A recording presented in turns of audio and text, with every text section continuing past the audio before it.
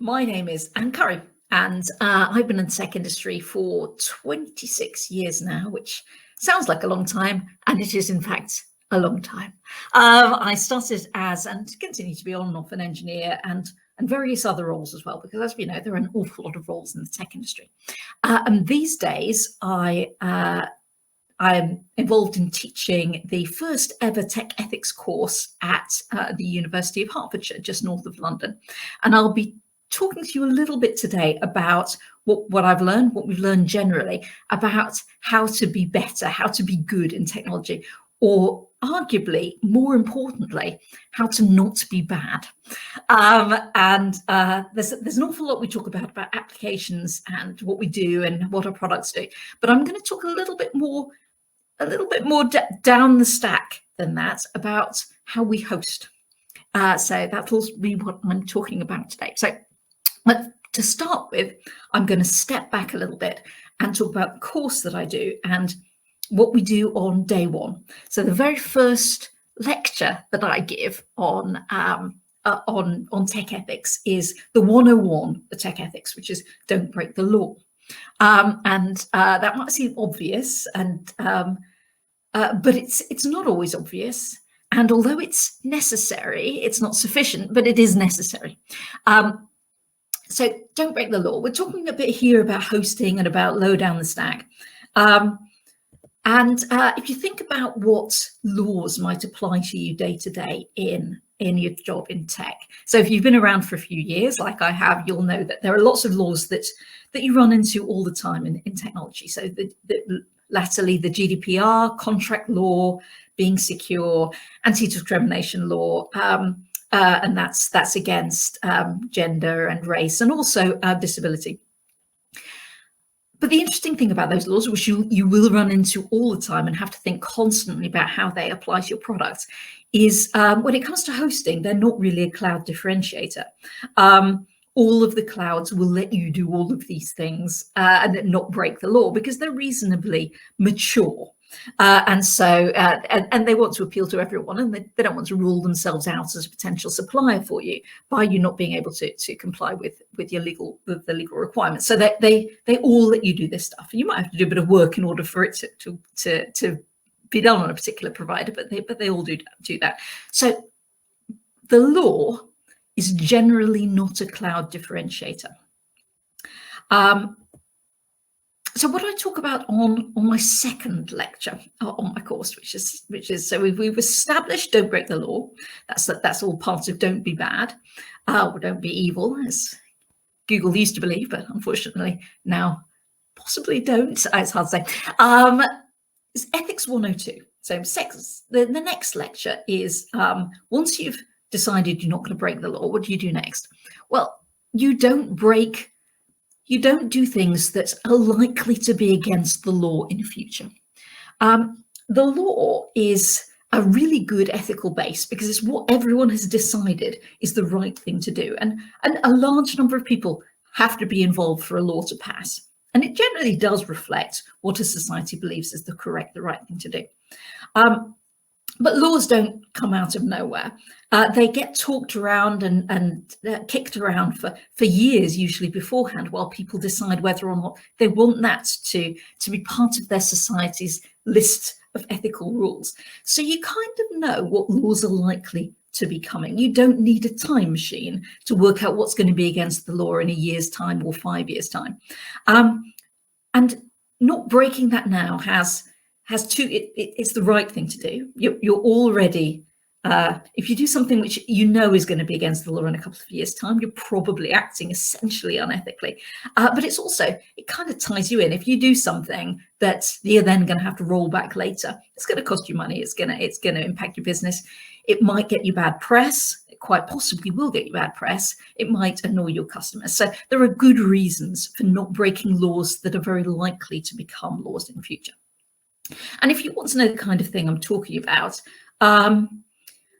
just open the Guardian, and that will give you a whole list of things that they're already complaining about, that are quite likely to become against the law in the future.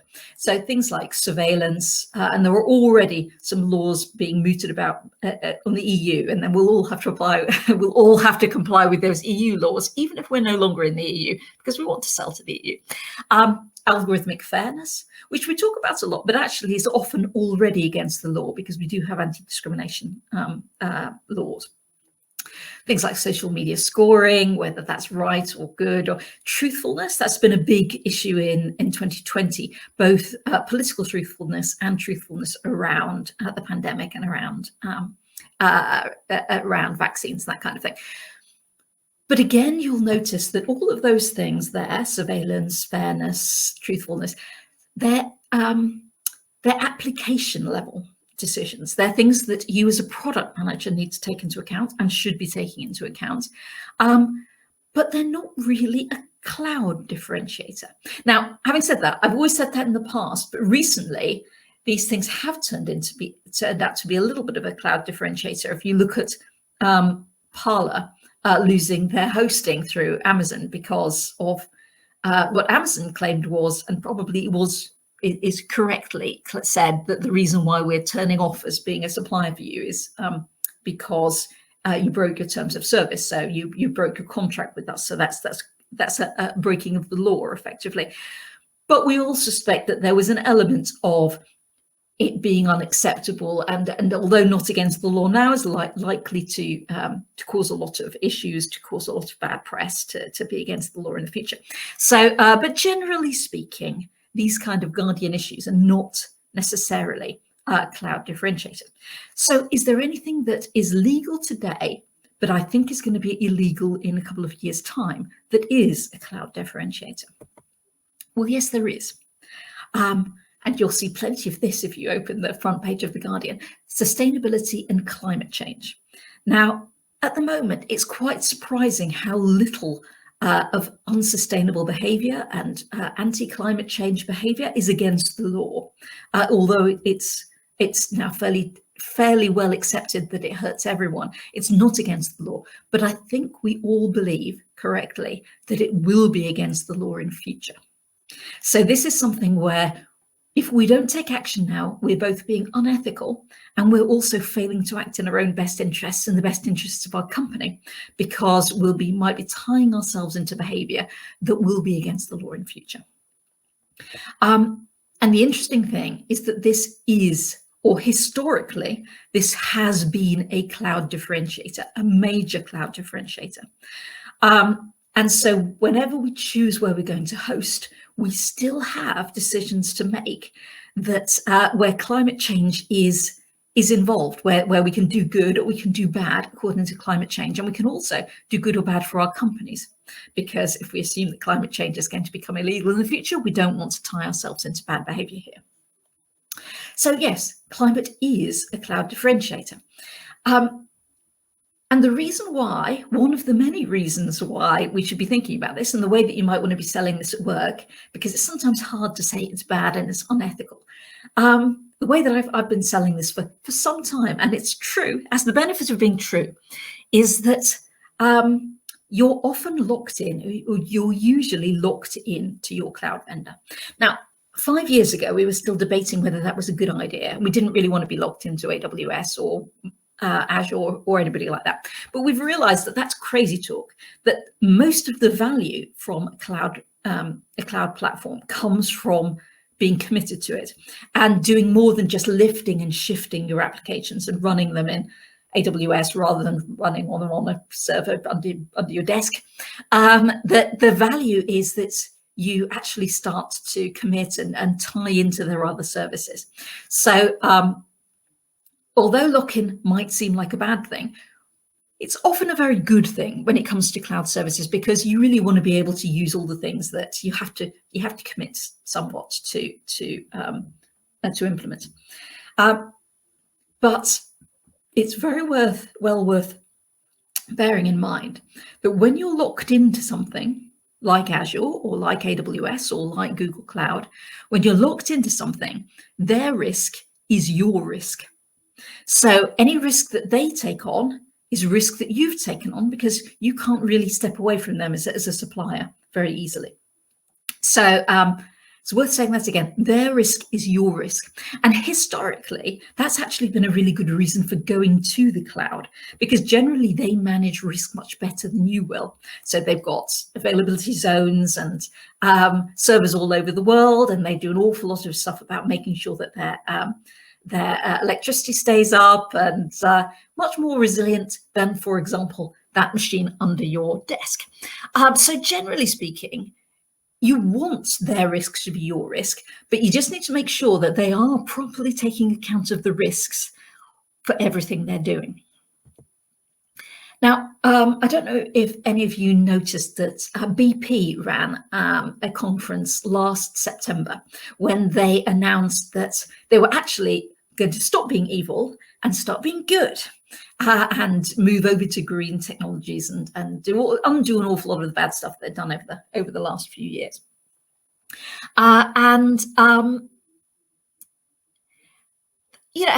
Why did they do that? Well, to a certain extent, they would like you to believe that they decided to do that because it was suddenly good. They'd gone from being baddies to being goodies. But I think that a more likely reason was a comment that they made in some of their papers that are talking about why they were changing, which was that one of the questions that they were asking internally was, what if policymakers, what if governments ignore the problem of climate change for a few more years, then panic and do a couple of decades worth, and try to do a couple of decades worth of decarbonisation inside a few months? Now, that would be extraordinarily destabilizing for companies that have a huge exposure to fossil fuel technologies.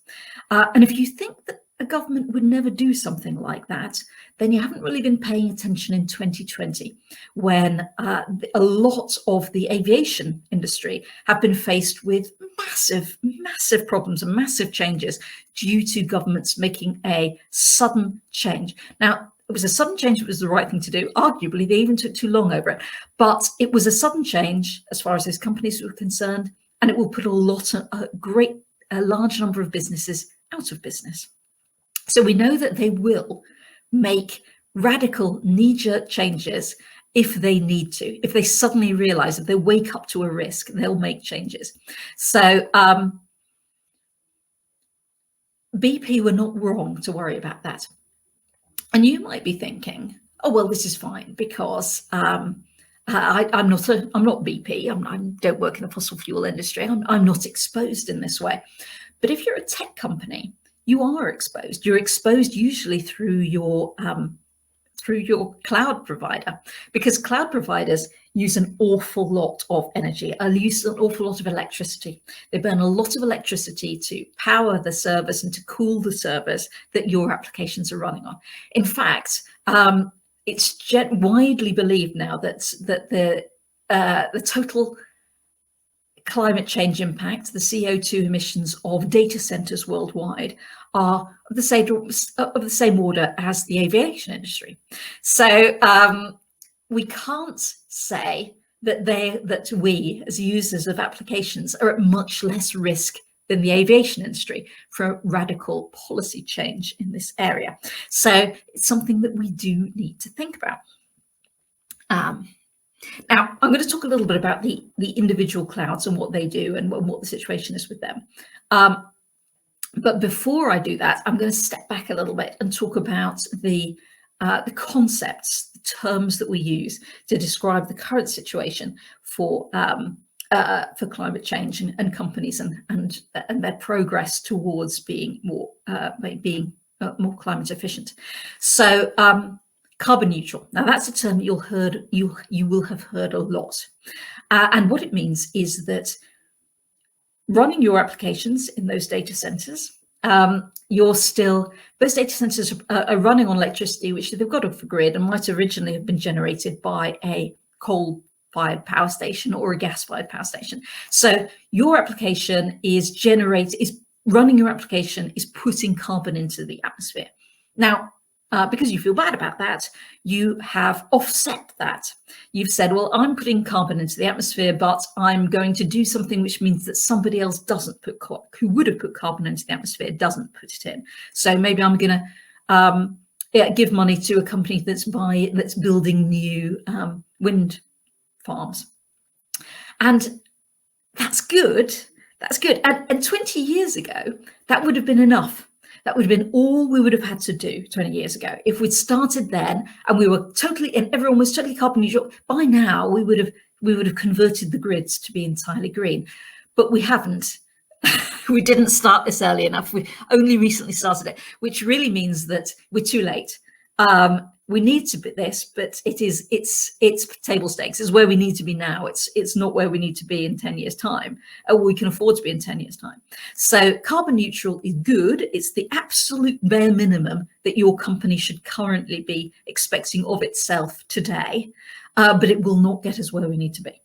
So something that we're talking about now, and has been talked about, I think people started talking about this a couple of years ago now, is carbon zero.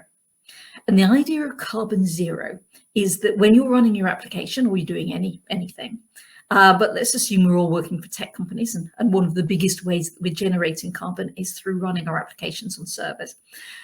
When you run your application on a server, you generate no new carbon. No new carbon dioxide goes, no greenhouse gases go into the atmosphere as a result of the work that you're doing. We're quite a long way off that, but we absolutely need to do it. So you might be hearing about companies and countries talking about how to be carbon zero. And they're not talking about being neutral. Even when they talk about net zero, they're talking about something else, which I'll cover later. They're talking about genuinely putting no carbon into the atmosphere for most things that are happening. There are some things like cement production where it's almost impossible to get rid of carbon. But the tech industry, at the moment, we are not in that group. So really, we need to be totally carbon zero. There should be no carbon emitted from what we're doing day to day. That's where we need to be. And we need to be there quite quickly because we're one of the easiest industries to get into that state. A couple of other industries will give them a few years to work out how they're going to do it. But we are already electrified. And if we're already electrified, then we just need to be putting pressure on suppliers to make sure that the electricity that powers our data centers is carbon zero. So that's where we need to be. Now, had we started this 10 years ago, that would be all we would need to do. But unfortunately, we're too late even for that. Unfortunately, it's very sad, and that will be very hard. And we do need to achieve that, and that has to be achieved as soon as possible. But even if we do achieve it, we're going to need something else as well, which is often referred to as carbon negative. And this describes all the technologies for actually pulling carbon out of the air and sequestering it away, putting it away somewhere for safekeeping. And it was required to repair the damage. We already have some technology. We've got tree planting, which goes somewhere towards this, but we need much more high scale technologies to do this, because tree planting, it's good, but it's not all that good, unfortunately, much as I love trees. So let's step back and say, well, where does the difference come in between the different cloud providers here? Well, let's start with the best one, Google, GCP, Google Cloud.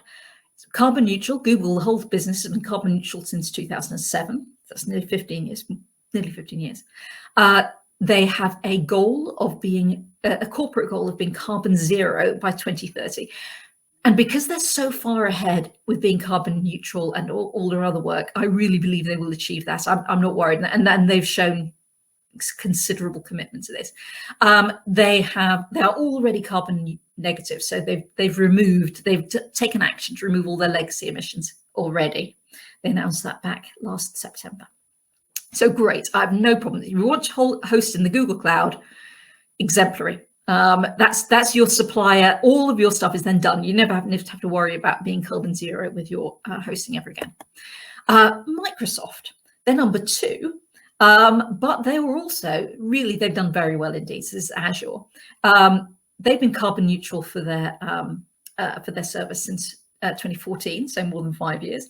They also have a carbon zero target of 2030. And again, I have no real doubt over that target because they're so far ahead. They've been working on this for ages. And they also have a goal of being carbon negative by 2030, removing all of their legacy emissions. And again, I feel quite comfortable with that. So if you host with Microsoft, again, I'm not too worried. I think that's your suppliers covered there. Amazon, AWS. Now, this pains me because I love AWS. I think they do a great job and I think they've transformed the industry. And I think that moving to the cloud is fantastic for the climate and they have encouraged moving to the cloud. So they have done all the right things. But in terms of actually being climate aware in their own data centers, they have left it very late and they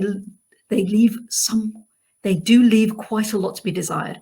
So they are not yet carbon neutral across all their data centers. In fact, they're only carbon neutral in 4 commercial regions: Ireland, Frankfurt, Canada, and Oregon.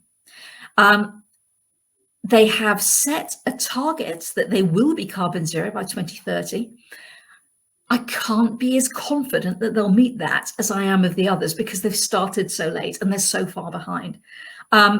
And that's why with Amazon, we need to really keep the pressure on because they only really announced this because there had been a lot of pressure put on them. So a large number of people and customers of Amazon and employees of Amazon have been shouting about catching up on this for the past couple of years. And I think Amazon have really woken up to that and they have finally started to catch up. But we need to keep the pressure on because they're so far behind the others. It's worrying.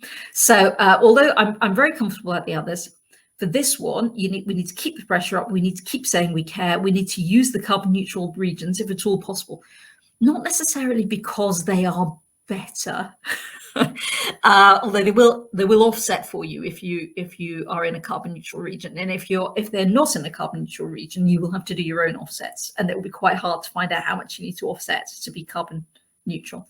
But if you're in a carbon neutral region, they'll do that for you. But it's not because it's good because you'll be doing good. The reason why you should use the carbon neutral regions is because it indicates a customer desire for climate, for sustainable servers and sustainable hosting. And that's incredibly important. So host in those regions. And if you can't host in those regions, complain.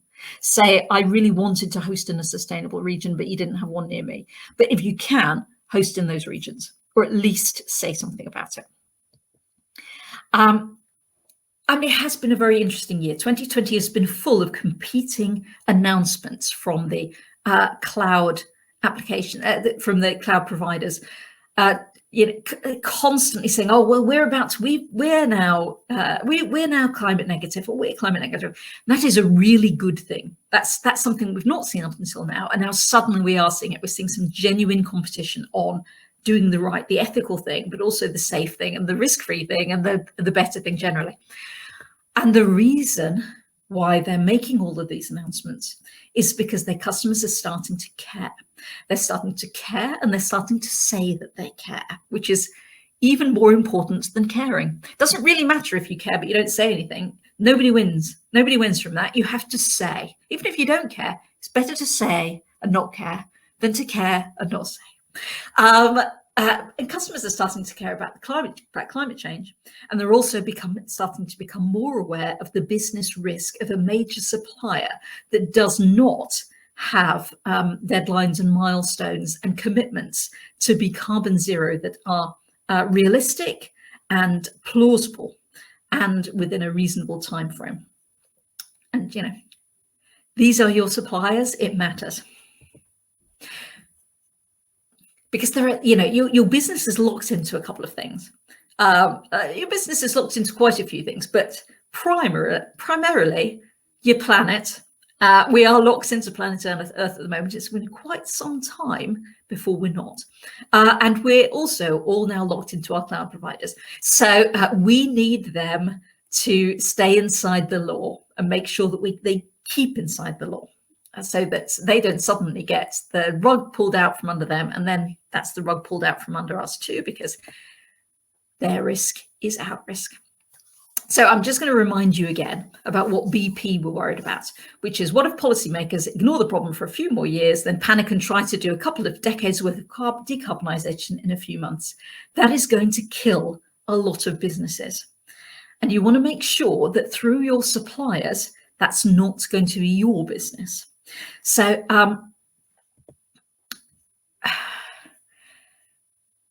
the world has a plan.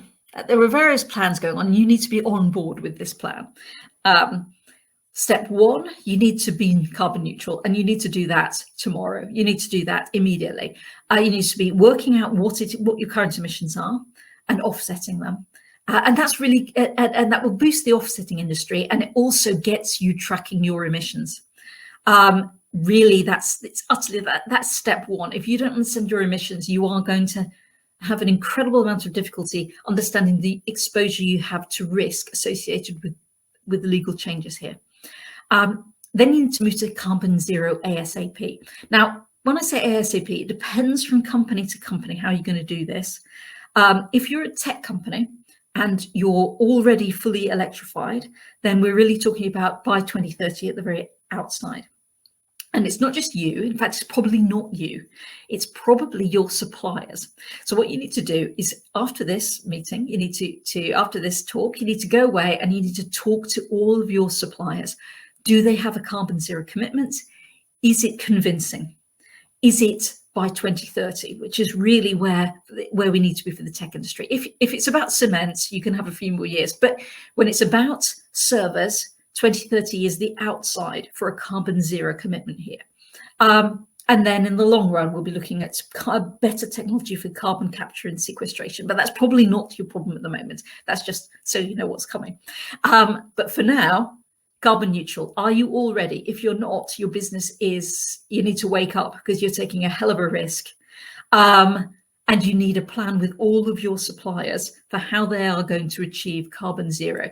And if they don't have a plan for that, then you need to have a plan for how you get a supplier who does have a plan, because your supplier is not going to last if they're just not turned up. Then they're not switched on to what's going on in the world, and they are going to get into trouble, and then they'll get you into trouble.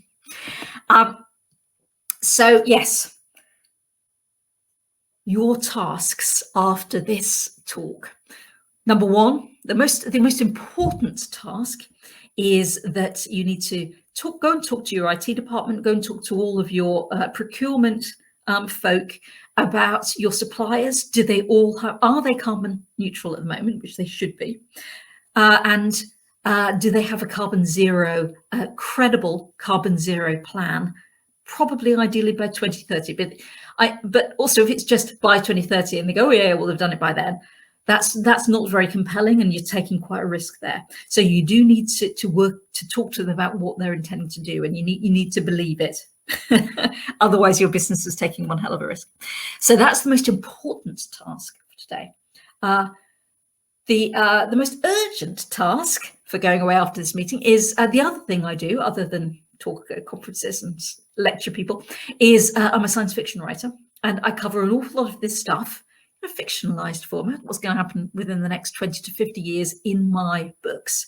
And to celebrate International Women's Day and to celebrate this conference, I've made the first one free today on Amazon.